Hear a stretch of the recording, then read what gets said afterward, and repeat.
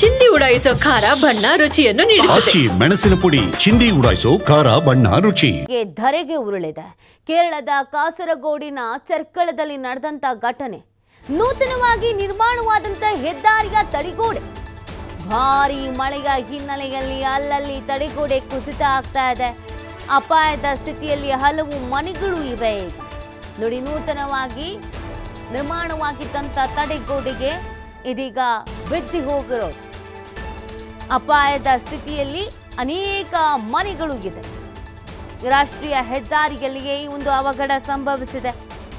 ಮಹಾಮಳೆಗೆ ನೋಡ್ತಾ ಇದ್ದ ಹಾಗೆ ತಡೆಗೋಡೆ ಮಗಚಿ ಬಿದ್ದಿರೋದು ನೀವು ದೃಶ್ಯದಲ್ಲಿ ಗಮನಿಸ್ತಾ ಇದ್ದೀರಾ.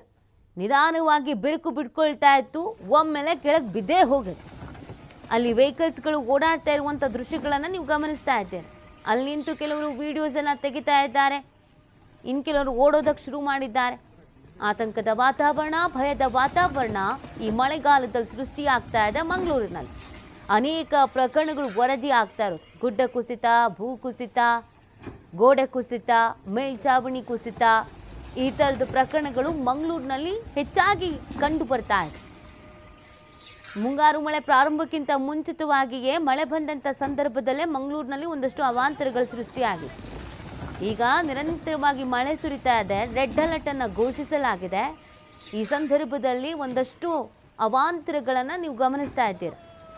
ಈ ತಡೆಗೋಡೆ ನೂತನವಾಗಿ ನಿರ್ಮಾಣ ಮಾಡಿದ್ದಂತೆ ಯಾವ ರೀತಿಯಾಗಿ ಮಗಚಿ ಬಿದ್ದಿದೆ ಅನ್ನೋದನ್ನು ನೀವು ನೋಡ್ತಾ ಇದ್ದೀರಿ. ಇದು ಒಂದು ಭಾಗದ ವಿಡಿಯೋ. ಹೀಗೆ ಸಾಲಾಗಿ ಹಲವು ಕಡೆಯಲ್ಲಿ ತಡೆಗೋಡೆಗಳು ಬೀಳ್ತಾ ಇದೆ ಅನ್ನೋದ್ರ ಬಗ್ಗೆ ಕೂಡ ಮಾಹಿತಿ ಇದೆ. ಈಗಾಗಲೇ ಸಂಬಂಧಪಟ್ಟಂತ ಅಧಿಕಾರಿಗಳು ಸ್ಥಳಕ್ಕೆ ಆಗಮಿಸಿ ಮಣ್ಣು ತೆರವು ಮಾಡುವಂಥ ಕೆಲಸವನ್ನು ಮಾಡ್ತಾ ಇದ್ದಾರೆ.